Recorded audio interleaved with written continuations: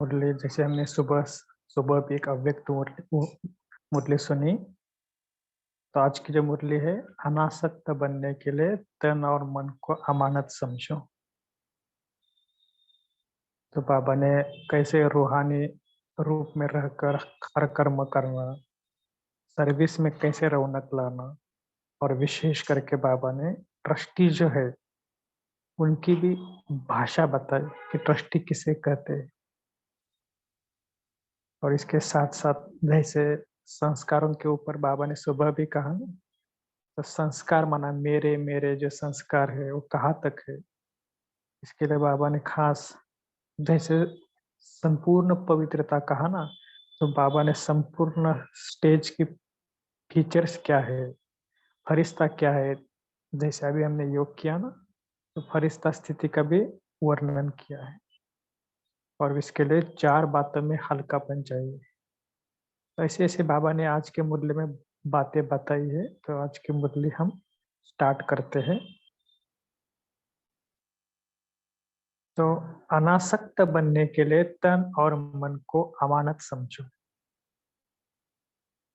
देखो, अनासक्त बनने के लिए तन और मन को अमानत समझो। बाप दादा को कहाँ बुलाया है और किस लिए? अभी कहाँ बैठे हो? मधुबन में तो हो, लेकिन मधुबन में भी कहाँ पाप आए? फुलवारी में बैठे हो या महफिल में? देखो बाबा अटेंशन दे रहे हैं। इतनी बड़ी ब्राह्मणों की सभा, बड़े बड़े महारथी दादी दीदी, और उसमें भी खास भगवान उनके बीच में है। तो बाबा भी कितना खुश हो रहा है, तो हमें भी कितनी खुशी होनी चाहिए कि ऐसा समझना चाहिए कि अभी हम कहाँ बैठे हैं। तो सभी समझे कि भले वो डायमंड हॉल में बैठे हैं, बाप दादा से मिलन मना रहे हैं, ऐसा समझो। बाप दादा रूहानी रूहों को देख रहे हैं और साथ साथ हर एक फूल से निकले हुए रूह की खुशबुएं भी ले रहे हैं। जैसे वह लोग फूलों से इसेंस निकालते हैं, उनको रूह कहते हैं। उनकी खुशबू बहुत अच्छी और मीठी होती है। वो नहीं कि मधुमक्खी जो है वो क्या करते हैं, एक एक फूल के ऊपर बैठकर उनसे इसेंस निकालते हैं।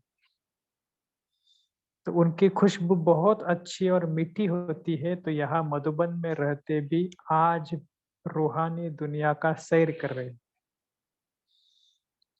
आप सभी को भी रूहानी रूप में रह कर के हर कर्म करना है।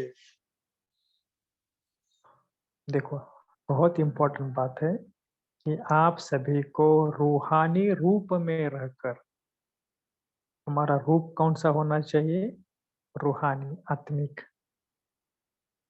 तो आत्मिक माना केवल आत्मा हो नहीं, तो उसका आंसर बहुत सारे हैं, वो ढूंढना मुरली में भी है। तब सर्विस में व कर्म में रौनक आएगी। अभी नवीनता चाहते हो ना, वह जैसे चल रहे हैं उसमें संतुष्ट हो।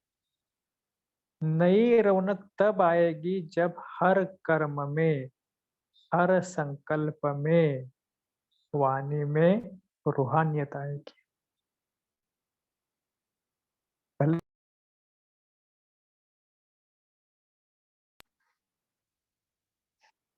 भले बाबा है ना, छोटी छोटी बातें हैं, लेकिन बहुत बहुत इंपॉर्टेंट बातें हैं कि हमें पुरुषार्थ भी ऐसे छोटी छोटी बातों के ऊपर ही करना है। क्या करना है? आप सभी को भी रूहानी रूप में रहकर कर्म करना है। तब सर्विस में व कर्म में रौनक आएगी।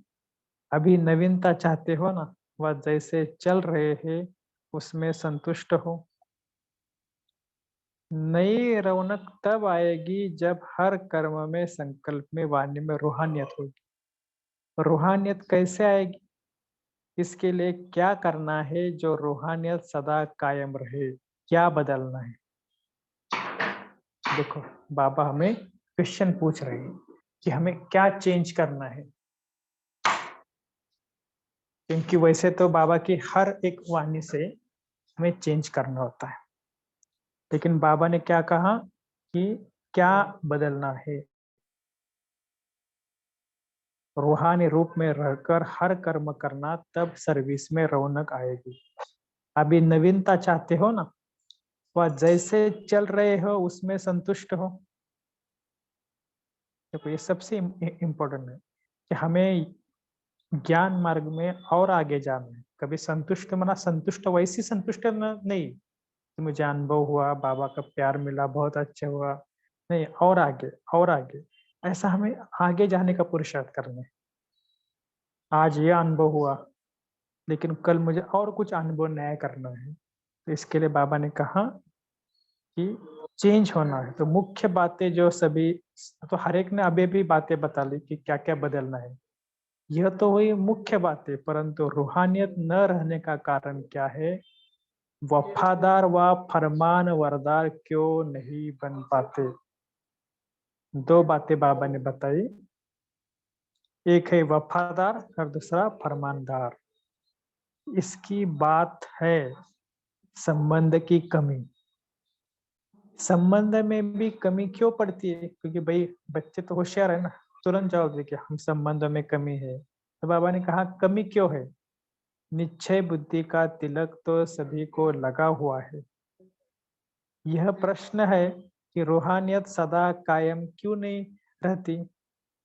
रूहानियत कायम न रहने का कारण यह है कि अपने को और दूसरों को जिनके सर्विस के लिए निमित्त हम बने हुए, उनको बाप दादा की अमानत समझकर चलना। इस वाक्य के ऊपर अंडरलाइन करना। रूहानियत कायम न रहने का कारण क्या है? अपने व दूसरों को जिनके सर्विस के लिए हम निमित्त बने हैं। देखो ये बाबा क्यों कहते हैं? क्योंकि अमानत समझना बहुत ही इम्पोर्टेंट है कि बाप दादा की अमानत है, मेरे नहीं है। क्योंकि जहां मेरापन है वहां ये नहीं आता। जितना अपने को और दूसरों को अमानत समझेंगे तो रूहानियत आएगी। अमानत न समझने के कारण कुछ कमी पड़ जाती है। मन के संकल्प जो करते हैं वह भी ऐसे समझ कर करे कि यह मन भी एक अमानत है। इस अमानत में कभी ख्यानत नहीं डालनी है। देखो बाबा कितनी सूक्ष्म लेवल पर लेकर जा रहा है कि मन के उठने वाले संकल्प, वो भी क्या है? जैसे आज सुबह बाबा ने कहा ना कि रावण मरता नहीं है, बार बार जिंदा होता है। ऐसे हम भी क्या क्या करते हैं, भले कहते हैं कि अमानत है बाबा की अमानत है, फिर भी कुछ हुआ तो नहीं, मेरा है मेरा। तो ये भी क्या है? बाबा ने कहा ना कि ये अमानत में ख्यानत नहीं डालनी है। दूसरे शब्द में आप औरों को ट्रस्टी कहकर समझाते हो ना। हम औरों को बहुत अच्छी बात है कि ट्रस्टी बनकर चलो, ट्रस्टी बनकर रहो, ट्रस्टी बनकर कर्म करो। लेकिन उन्हों को ट्रस्टी कहते हो, लेकिन अपने मन और तन को और जो कुछ भी निमित्त रूप में मिला है, चाहे जिज्ञासु है, सेंटर है व स्कूल है, लेकिन अमानत मात्र है। उन्हों को तो ट्रस्टी कहते हो, लेकिन अपने मन और तन को और जो कुछ भी निमित्त रूप में मिला है, बाबा ने कहा कि एक सेंटर में होते हैं, स्कूल में है, तो अमानत समझने से इतना ही अनासक्त होंगे। अमानत समझने से इतना ही अनासक्त होंगे, बुद्धि नहीं जाएगी। अनासक्त होने से ही रूहानियत आवेगी। बाबा ने क्या कहा? अनासक्त होने से ही रूहानियत आवेगी। इतने तक अपने को क्षमा पर मिटाना है। मिटाना तो है, लेकिन कहाँ तक? बाबा ने क्या कहा? अमानत समझने से इतना ही अनासक्त होंगे, बुद्धि नहीं जाएगी। अनासक्त होने से ही रूहानियत आवेगी। इतने तक अपने को क्षमा पर मिटाना है। मिटाना तो है, लेकिन कहाँ तक? ये मेरे संस्कार है, ये मेरे संस्कार है, शब्द भी मिट जाने चाहिए। मेरे संस्कार फिर कहाँ से आए? मेरे संस्कारों के कारण ही यह बातें होती है। इतने तक मिटना है कि जो नेचर भी बदल जाए। देखो बाबा का ये पाठ इतना पक्का होना चाहिए कि मनुष्य तो क्या नेचर भी बदलना चाहिए। जब हर एक की नेचर बदले तब आप लोगों के अव्यक्त पिक्चर्स बनेंगे। दो बातें हैं कि हर एक का नेचर बदलेंगे तब आप लोगों के अव्यक्ति पिक्चर्स बनेंगे। अव्यक्ति पिक्चर्स माना अपने, आज सुबह भी बाबा ने कहा ना कि आपके कितने अच्छे मंदिर बनते हैं, जो अनादि आदि जो भी संस्कार है वो इमर्ज करो। तो ये बाबा ने क्यों कहा? क्योंकि आप लोगों की अव्यक्त जो स्थिति है उसके द्वारा ही अव्यक्त पिक्चर्स बनेंगे। संगम युग की संपूर्ण स्टेज का पिक्चर्स क्या है? सबसे इम्पोर्टेंट बात है। संगम युग की संपूर्ण स्टेज की पिक्चर्स क्या है? फरिश्ते में क्या विशेषता होती है? रिश्ता माना एक तो बिल्कुल हल्कापन, और हल्कापन होने के कारण जैसी भी परिस्थिति हो वैसे अपनी स्थिति बना सकेंगे। जो मोल्ड होने के लिए बीच में बाबा ने कहा ना 2-3 दिन पहले, तो वो भी क्या है? जैसी परिस्थिति वैसे अपनी स्थिति। परिस्थिति तो आएगी लेकिन स्थिति अप डाउन नहीं होनी चाहिए। जो भारी होते हैं ना वह कैसी भी परिस्थिति में अपने को सेट नहीं कर सकेंगे। वैसे भी देखो ना कि शरीर से भी जो भारी होते हैं ना उनको भी थोड़ा सा एडजस्ट होना बहुत मुश्किल होता है, और जो थोड़ा सा पतले होते हैं ना वो कैसे भी समझ लो एडजस्ट होते हैं। क्यों? क्योंकि देखो कि शरीर से हल्के हैं तो कैसा भी वो मोल्ड कर सकते हैं। तो वैसे ही अपने को भी कैसा समझना? एकदम हल्का। तो फरिश्तेपन की मुख्य विशेषता हुई कि वह सभी बातों में हल्के होंगे। संकल्प में भी हल्के, वाणी में भी हल्के, और कर्म करने में भी हल्के, और संबंध में भी हल्के रहेंगे। देखो 4 बातों में संकल्प, वाणी, कर्म और संबंध संपर्क। तभी बाबा ने क्या कहा? फरिश्ता की अवस्था है। तो इन 4 बातों के ऊपर थोड़ा सा डिटेल में क्या करना, बाद में चिंतन कर। इस संकल्प में वे हल्का कैसा रहेंगे, वाणी में हल्के कैसे रहेंगे, कर्म करते हुए हल्के कैसे रहेंगे। अब देखना कि कहाँ तक इन 4 बातों में हल्कापन है। जो हल्के होंगे वह 1 सेकंड में कोई भी आत्मा के संस्कारों को परख सकेंगे। अभी देखो बाबा ने उसके लक्षण बताए कि हल्के होना माना सामने वाला आत्मा आया उसको क्या संस्कार है, किस भाव से आया है, सब कुछ। और जो भी परिस्थिति सामने आएगी उनको 1 सेकंड में निर्णय कर सकेंगे। करो या न करो, होगा नहीं होगा, क्या करो, ऐसा करेंगे वैसा करेंगे। कितने सारे हमारे सामने क्वेश्चन आते हैं ना। तो ये फरिश्तेपन की परख क्या है? 1 सेकंड में निर्णय कर सकेंगे। जब यह सभी गुण कर्म प्रत्यक्ष दिखाई जब यह सभी गुण हर कर्म में प्रत्यक्ष दिखाई दे तो समझना कि अब संपूर्ण स्टेज नजदीक है। साकार रूप की संपूर्ण स्टेज किन बातों में साकार रूप की संपूर्ण स्टेज किन बातों में नजर जाती आती थी? मुख्य बात तो अपने संपूर्ण स्टेज को आपे ही परख करनी है। सबसे इम्पोर्टेंट बात कि अपने आप को चेक करना है। जो बाबा ने ऊपर बातें कही ना फरिश्तापन की, हल्कापन की, तो इस मुख्य ग्रुप का मुख्य गुण कौन सा है? वह ग्रुप था यज्ञ स्नेही, और यह ग्रुप है यज्ञ सहयोगी। यज्ञ में सहयोगी में तो सभी पास है, बाकी क्या करना है। ऐसी भी स्थिति होगी जो किसके मन में भी संकल्प उठेगा, वह वह आपके पास पहले ही पहुंच जाएगा। देखो बाबा की कितनी सूक्ष्म गहराई है। किसके मन में जो भी संकल्प उठेगा आपके पास पहले पहुंच जाएगा। बोलने सुनने की आवश्यकता नहीं, लेकिन यह तब होगा जब औरों के संकल्पों को रीड करने के लिए अपने संकल्प के ऊपर कुल ब्रेक होगी। दूसरों के संकल्प को रीड करने के लिए पहले अपने संकल्प के ऊपर तो कंट्रोल चाहिए ना।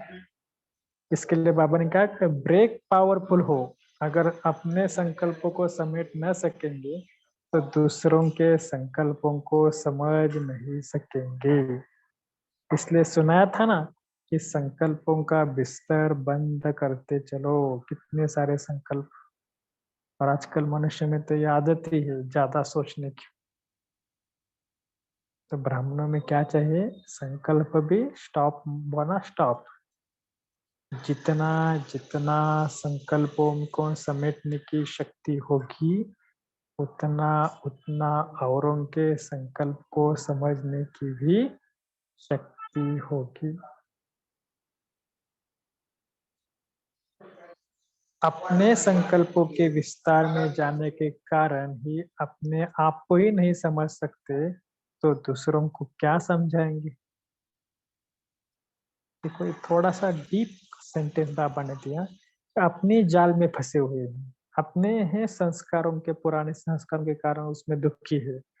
तो इतने अपने आप में ही इतने बिजी है कि जो उसको व्यर्थ में है, कोई दुखी है तो इतना सारा विस्तार करके रखा है, तो अपने आप को ही नहीं समझ सकते, वो दूसरों को क्या समझेंगे। इसलिए यह भी स्टेज नंबरवार पुरुषार्थ अनुसार आती रहेगी। यह भी संपूर्ण स्टेज की परख है कि कहाँ तक संपूर्ण स्टेज के नजदीक आए हो। देखो बाबा हमें बहुत ऊंची लेवल की स्टडी अभी बता रहे हैं कि संपूर्ण स्टेज क्या, हमें नजदीक जाना है। हम 7 डेज का कोर्स करते हैं, हम क्या बोलते हैं, हाँ अभी हमने बहुत कुछ किया, बस हुआ अभी।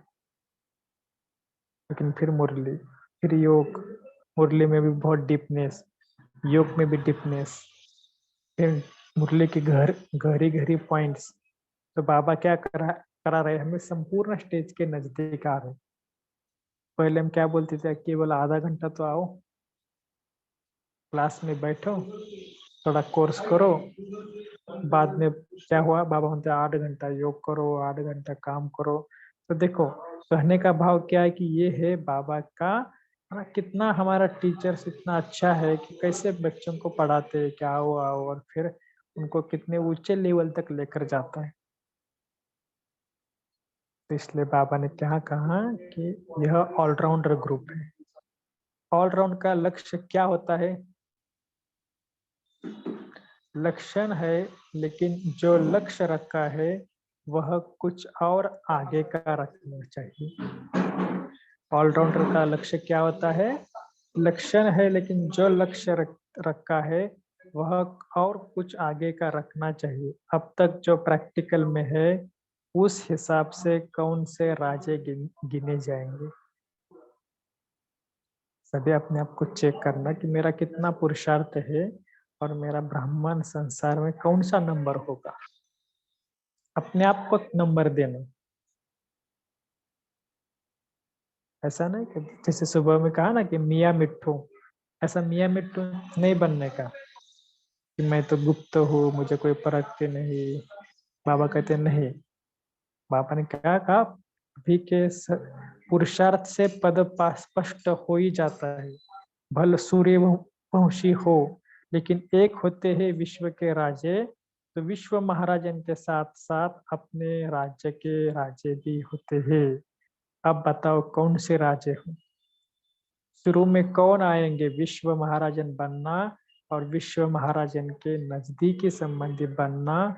इसके लिए विशेष कौन सा साधन होता है। विश्व का कल्याण तो हो ही जाएगा, लेकिन विश्व के महाराजन जो बनने वाले हैं उनकी निशानी क्या होगी? यह ब्राह्मणों का विश्व अर्थात छोटा सा संसार है। जो विश्व महाराजन बनने हैं उनका उन्हों कहाँ इस विश्व अर्थात ब्राह्मण कुल के साथ संबंध होगा? जैसे राजे होते हैं ना, उसका हर प्रजा के साथ संबंध होता है, इसलिए ब्राह्मण कुल के हर आत्मा के साथ संबंध होगा। जो यहाँ इस छोटे से परिवार में सर्व के संबंध में आएंगे, वह वहाँ विश्व के महाराजन बनेंगे। अब बताओ कौन से राजे बनेंगे? एक होते हैं जो स्वयं तख्त पर बैठेंगे, और एक फिर ऐसे भी है जो भी तख्त नशीन बनने वाले हैं, जो भी तख्त नशीन बनने वालों के नजदीक और सहयोगी होंगे। देखो राजा क्या करता है, स्वयं तख्त पर बैठा है, और फिर बाकी उसकी जो माना संबंधी है, तो बाबा कहते कि वो उनके सहयोगी होते हैं। नजदीक सहयोगी भी होना है तो उसके लिए भी अब क्या करना पड़ेगा? सहयोगी में भी नजदीक सहयोगी। देखो बाबा कितना डीप राज, यहाँ का वहां के साथ कितना कनेक्शन है। आप जरा सोचना, संगम युग के हमारे हर कर्म का कितने सारे कल्प में कैसा संबंध है। बाबा बोलते हैं ना, यहाँ आपकी पूजा कैसी होती है, तो ये पूजा का आधार भी क्या है। तो बाबा कहते हैं जो नजदीक संबंधी होंगे, तो उसके लिए भी बाबा ने कहा कि नजदीक सहयोगी भी नजदीक सहयोगी भी होना है। उसके लिए क्या करना पड़ेगा? जो पूरा दैवी परिवार व उन सर्व आत्माओं के किसी न किसी प्रकार से सहयोगी बनना पड़ेगा। एक होता है सारे कुल के सर्विस के निमित्त बनना, और दूसरा होता है सिर्फ निमित्त बनना। सारे नहीं, लेकिन केवल निमित्त बनना, लेकिन किसी न किसी प्रकार से सहयोग, सर्व के सहयोगी बनाना, सर्व के सहयोगी बनना। ये देखो अनेक आत्माओं के लिए हमें सहयोग बनना है, सहयोग देना है, सहयोग देना है केवल ये। ऐसे ही फिर वहां भी उनके नजदीक के सहयोगी होंगे। तो अब अपने आप को देखो कि विश्व महाराजन बनेंगे ना। देखो नंबर वार तो है ही, बाबा ने क्या कहा, नंबर वार तो है ही। नंबर वार विश्व महाराजन कौन से बनते हैं, वह भी एक दिन प्रत्यक्ष देखते जाएंगे। ऐसे नहीं कि अभी नहीं बन सकते हो, अभी भी जंप दे सकते हो। मेकअप करने का अभी समय है, लेकिन थोड़ा समय। बाबा कई बार समय का महत्व बताते हैं। समय थोड़ा है, मेहनत विशेष करनी है, लेकिन मेकअप कर सकते हैं। असंभव नहीं है। देखो असंभव नहीं है, हाँ थोड़ा सा उसके लिए मेहनत है, मुश्किल है, लेकिन असंभव नहीं है। मेकअप कर सकते हो।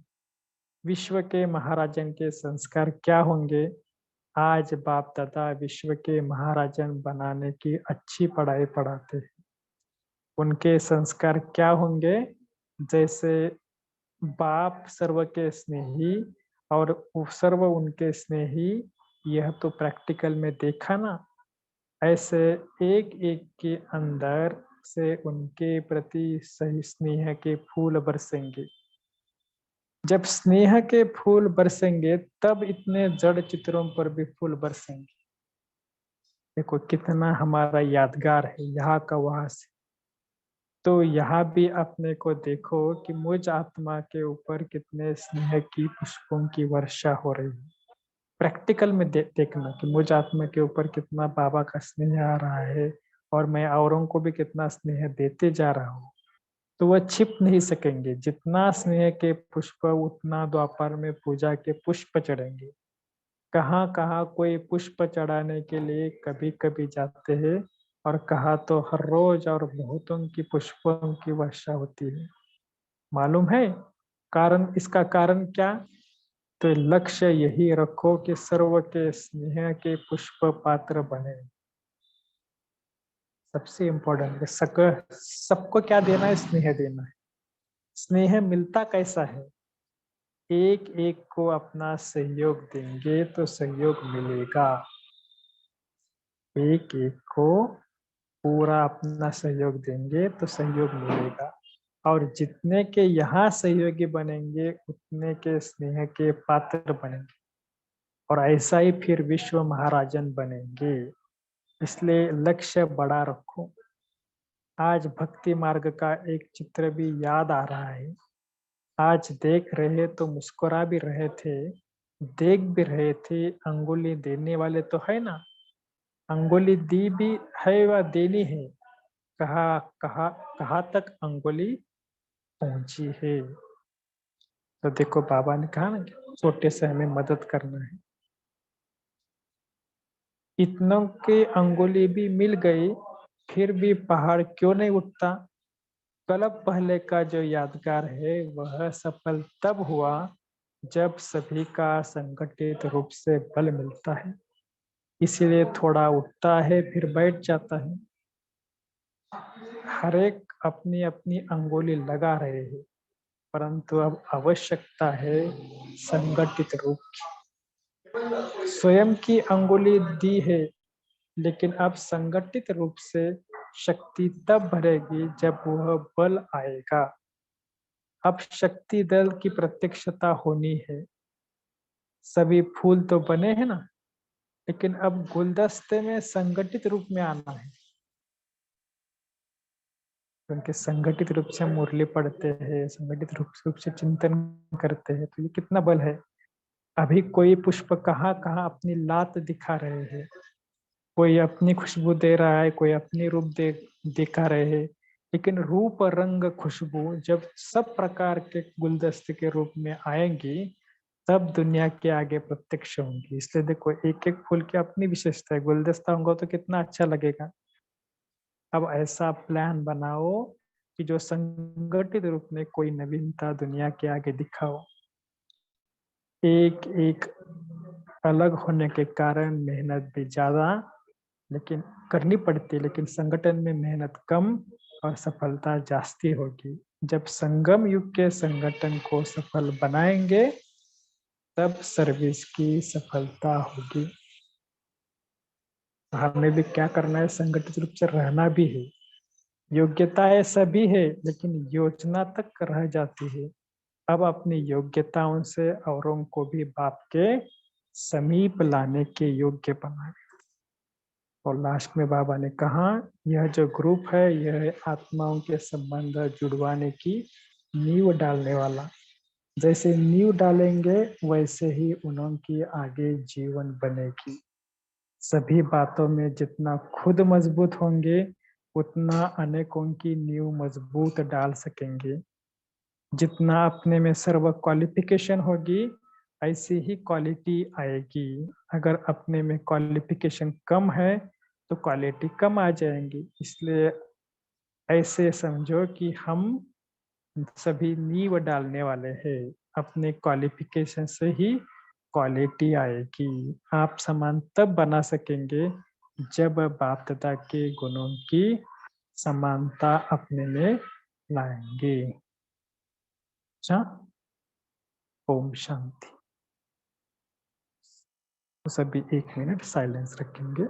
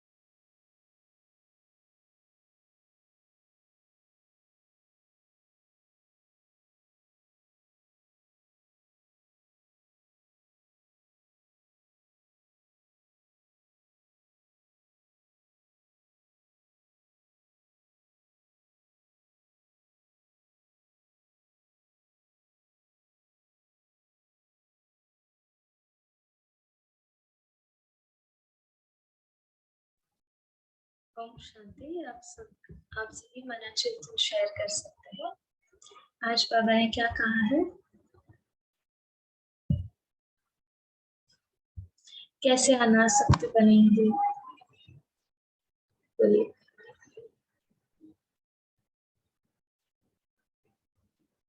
हमारी आवाज आ रही है? हाँ दीदी आ रही है। क्या कहा आज बाबा ने, बोलिए। कैसे ट्रस्टी बनेंगे, कैसे अनासक्त बनेंगे, फिर कौन सा तिलक लगाया बाबा ने आज?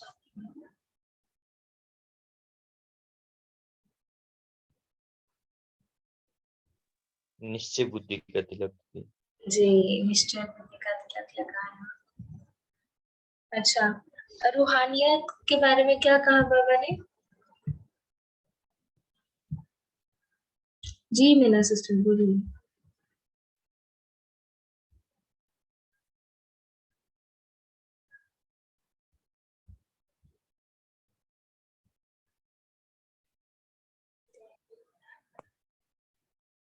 बाबा ने कहा कि रूहानियत सदा कायम रखने के लिए हमें सबको अमानत समझना है।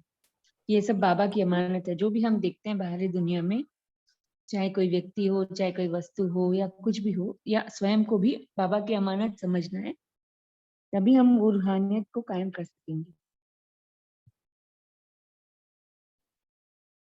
जी, अमानत समझेंगे तो ही, तो इस तब खयानत नहीं होगी। अच्छा, अमानत समझने से और क्या क्या फायदे हैं? क्यों बाबा कहते हैं अमानत समझो से? ओम शांति। ओम शांति।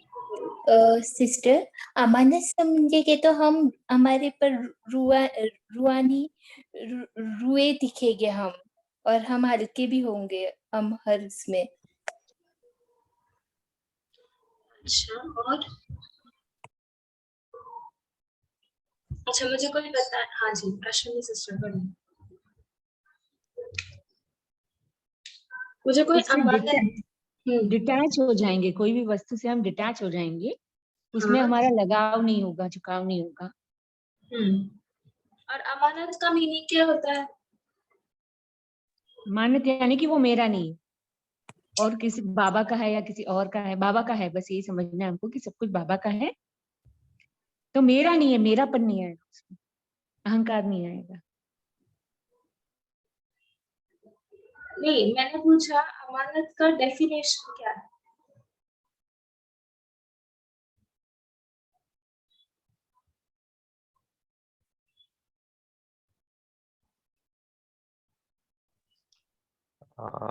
अमानत मीन्स बाबा का दिया हुआ, मेरा अपना नहीं। अच्छा, अमानत माना ट्रेजर भी होता है ना। अमानत इज प्रेशियस, समथिंग प्रेशियस, है ना। तो जो भी संबंध है बाबा के ज्ञान में, वो अमानत है। और एक अमानत का मीनिंग ये भी होता है कि डिपॉजिट, मतलब अभी अगर आप कुछ लोन लेना है ना, तो फिर आप अपनी एक अमानत रखते हो, फिर वो बैंक वाले देते हैं। तो एक अमानत, उसके दो मीनिंग है। एक मतलब अमानत मतलब प्रेशियस, है ना, वो प्रेशियस चीज है, इसलिए आप कुछ तो वहां पे रख रहे हो, इसलिए आपको लोन दिया जाता है, ऐसे अमानत। तो बाबा भी ये अमानत शब्द का जो गुह्य राज आपको बता रहे हैं इसमें, क्या कैसे हम उसमें रूहानियत इससे आ सकती है, ये गुण से। क्योंकि जब हम अपने आप को, अपने मन को अमानत समझेंगे, बहुत प्रेशियस समझेंगे, है ना, अपने सारे संबंधों को अमानत समझेंगे कि बाबा की बहुत स्पेशल गिफ्ट है। कोई आपको अगर बहुत प्यारा जो है और आपको बहुत स्पेशल गिफ्ट देता है, तो आप कैसे उसको रखते हो? बहुत संभाल के, है ना। तो वैसे ही हमारे जो संबंध है, हमारा जो पाठ है, बहुत सुंदर है। तो ऐसे इसलिए बाबा कहते हैं, तो तब ट्रस्टी भी बन सकेंगे और बहुत प्यार से संभाल भी सकेंगे। जी अश्विनी सिस्टर बोलिए।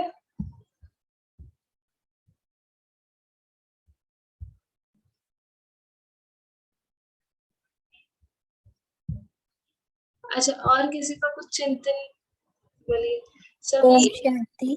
हाँ, ओम शांति। आज मुझे और एक पॉइंट अच्छा लगा कि बाबा बोलते हैं हम जितने दूसरों के सहयोगी बनेंगे उतने ही हमें भी सहयोग देंगे। हम्म, जी। ओम शांति।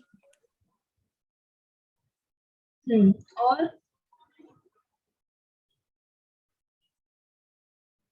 फरिश्तेपन की परख क्या बताई बाबा ने?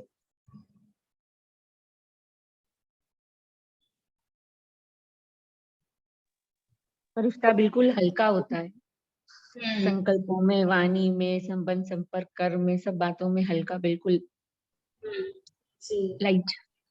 हाँ, लाइट। संकल्पों में भी हल्का, बाबा ने कहा, वाणी में भी हल्के, कर्म में भी हल्के, संबंध संपर्क में भी क्या होने चाहिए हम? हल्के। हल्के। तो कैसे रहेंगे?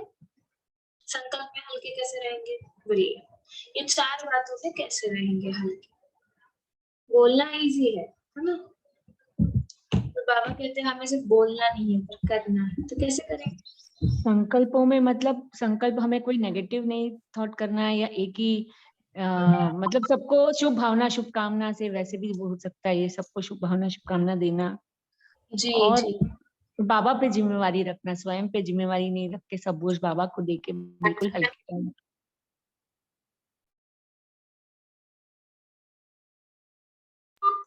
जी। और क्या करेंगे?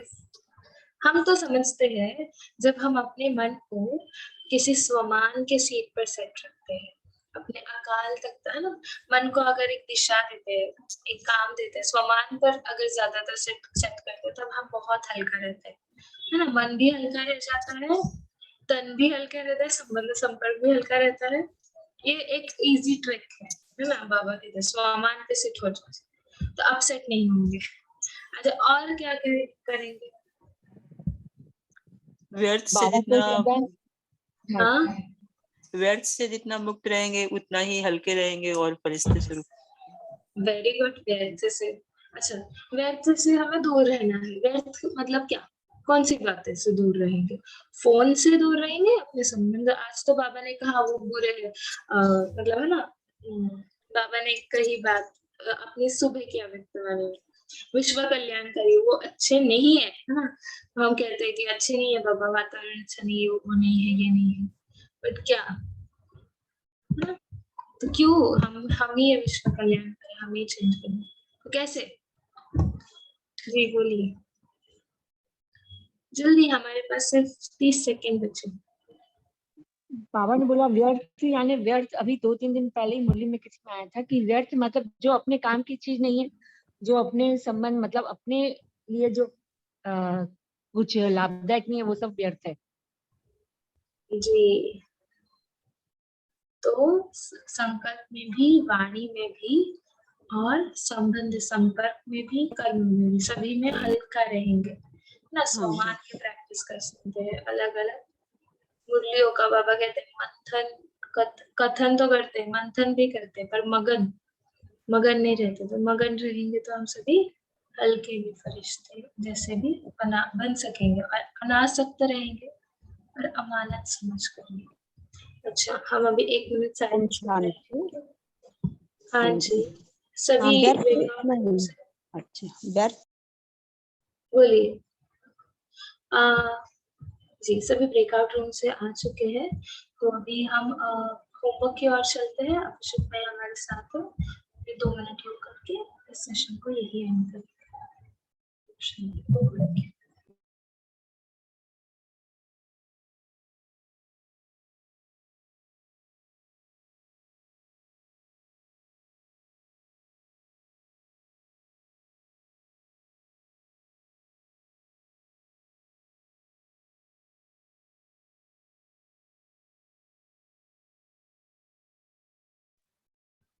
अभिषेक भाई आप हैं हमारे साथ में? जी ओम शांति। जी, होमवर्क। तो बाबा ने जो आज बताया ना कि अनासक्त के लिए तन और मन को अमानत समझो, तो इसके लिए 2 बातें, हमें 4 बातें बाबा ने जो बताई ना, कि कहाँ तक मन से हल्के है, तो हल्केपन की बाबा ने निशानी भी बताई। तो थोड़ा चिंतन करना कि ये जो बाबा ने बताया ना कि इस मन में संबंध संपर्क के कर्म करते, किस प्रकार हमें इसका अभ्यास करना है। तो विशेष करके इन 4 बातों के ऊपर हम अटेंशन देंगे। और विशेष करके आज बाबा ने जो भी सारी बातें बताई ना कि हमें यज्ञ का स्नेही बनना है और यज्ञ सहयोगी। तो हम सभी तो है ही, लेकिन हमें और बाबा के स्नेह का, यज्ञ का स्नेही बनना है। तो उसके लिए क्या करना है? तो अपने आप को चेक करना है कि कितना मैं तन मन धन संबंध से बाबा की सेवा करता हूँ। और इसके लिए विशेष करके मन के जो संकल्प है ना, जो बाबा ने कहा ना, इस संकल्प को कैसे ब्रेक करना है, तभी हम क्या करेंगे, यज्ञ के स्नेही बनेंगे। इस प्रकार हम कल प्रैक्टिकली अभ्यास करेंगे कि हम यज्ञ का कितना स्नेह करते हैं। कुछ भी हो सेवा, ऐसे नहीं कि बाबा ने आज सुबह भी कहा ना कि चाहे बेड पर बैठे हो तो बैठकर सबको सकाश दो, बैठ नहीं सकते तो लेट जाओ। तो बाबा ने आज सुबह की मुरली में कितना हमें ये दिया। वैसे भी क्या करना, अपने आप को यज्ञ के स्नेही के लिए हमें क्या करना है। ठीक है, अभी हम 2 मिनट सभी योग करेंगे। बिल्कुल जाओ परम धाम और अपने बाबा को देखना।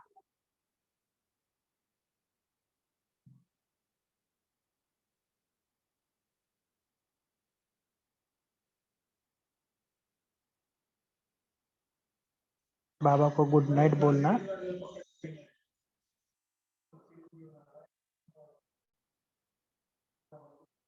थैंक यू बोलना बाबा को, शुक्रिया बोलना कि कितना महान हो मैं आत्मा हूँ जो भगवान ने मुझे मुरली भी पढ़ाया, ज्ञान का चिंतन भी कराया, उसका बहुत बहुत धन्यवाद समझो।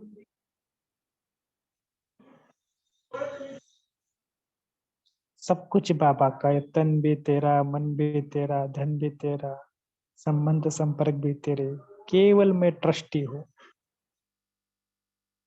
बार बार स्मृति में लाना कि मैं ट्रस्टी आत्मा हूँ। ऐसे करके बाबा के साथ थोड़ा मुरली का रोहरियान करना कि आज की मुरली से मुझे क्या क्या अच्छा लगा। और बाद में बाबा को थैंक्स बोलना। इसके लिए मुरली को धारण करने की शक्ति भी ले लो।